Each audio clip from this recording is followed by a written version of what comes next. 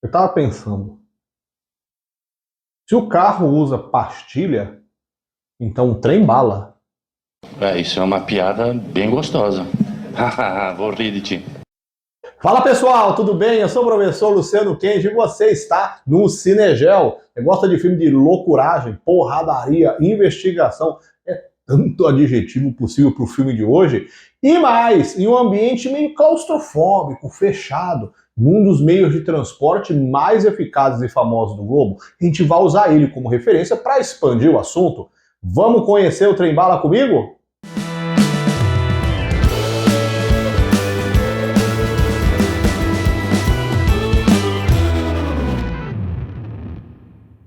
Trem Bala, Bullet Train, filme de 2022, dirigido por David Leitch, protagonizado por Brad Pitt, Joey King, Andrew Cody e mais um grande elenco coadjuvante.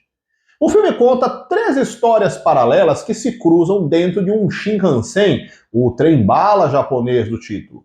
Na verdade, haverão mais histórias, mas estas três são as iniciais para se contar o enredo. Kimura é um assassino de aluguel que está com seu filho hospitalizado após ele ser jogado do alto de um prédio e recebeu um bilhete anônimo dizendo que o responsável pelo incidente estará na primeira classe do trem saindo de Tóquio rumo a Kyoto, numa linha noturna, com a identificação correta do assento. Tomado pelo sentimento de vingança, Kimura ignora os conselhos de seu pai e decide buscar vingança sozinho e parte para o trem, chegando até o lugar marcado, onde está o Príncipe, codinome de uma garota vestida como colegial que parece ter o domínio de toda a situação, e alerta Kimura que se ele a matar, há um agente dela no hospital, já orientado a eliminar a criança caso ela não entre em contato por um tempo prolongado. Joaninha é um mercenário americano que foi posto para substituir o agente Carvalho, que teve um problema estomacal e de última hora precisou abandonar o caso. Joaninha tem vários traumas por se considerar muito azarado e estava afastado dos serviços, fazendo terapia para superar sua baixa autoestima. A missão parece simples. Ele deve entrar no trem, o mesmo da história de Kimura, e procurar uma mala prateada com uma marcação específica. Ao pegá-la, Joaninha deve sair do trem já na próxima estação e aguardar mais instruções, sem questionar o que tem na mala, quem é o dono ou por que ele a está furtando. E a dupla de irmãos Limão e Tangerina também são mercenários que foram contratados para trazer o filho sequestrado de um grande chefe da máfia, chamado de Morte Branca. O objetivo é trazer o rapaz sem aceitar o pagamento de resgate. O Morte Branca é um russo que se tornou uma grande figura dentro do crime organizado japonês, ganhando o respeito do grande líder do clã, mas cujas ambições eram maiores que muitos códigos de honra no grupo, fazendo com que ele matasse seu próprio líder e assumisse o grupo criminoso.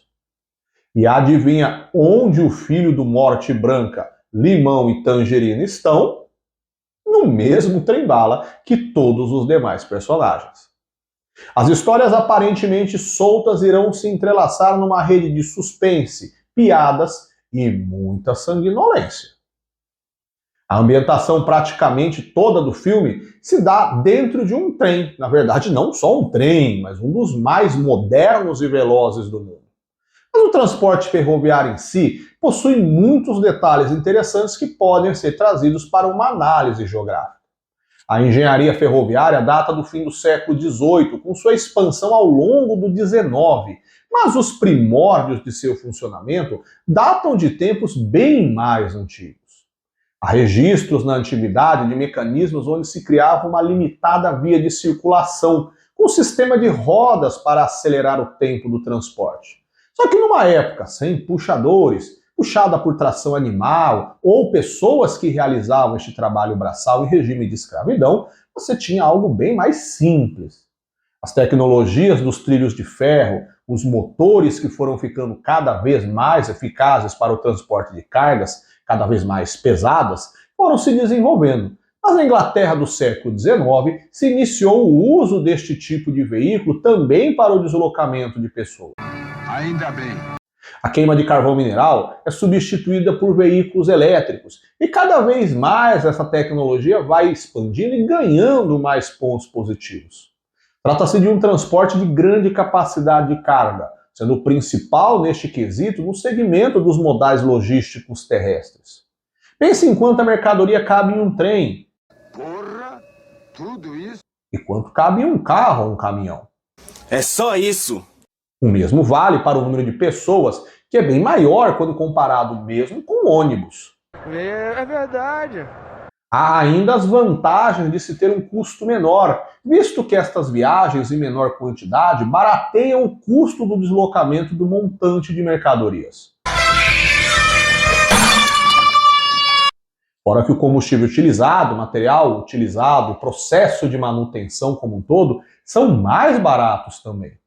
Pense nos gastos que se tem para a construção e a manutenção de uma rodovia, principalmente as de grande fluxo de veículos, com muitas faixas e com circulação de caminhões, o que só ajuda mais ainda na abertura de buracos a partir da deterioração do asfalto. Chegou perto, ficou perplexo com o tamanho do problema. Agora pense na comparação de quanto se tem para a criação de uma linha férrea e a sua manutenção e acompanhar o seu funcionamento correto. Além do econômico, há também o ganho ambiental, pois comparado com veículos automotores que queimam derivados de petróleo, o impacto atmosférico torna-se bem menor, além da própria área que necessita devastação ao compararmos a extensão de uma rodovia com uma ferrovia. Você, aliás, já reparou que estou comparando muito com as rodovias, porque se trata mesmo de um tipo de transporte que diretamente rivaliza com o sistema ferroviário nas atenções enquanto opção de deslocamento terrestre.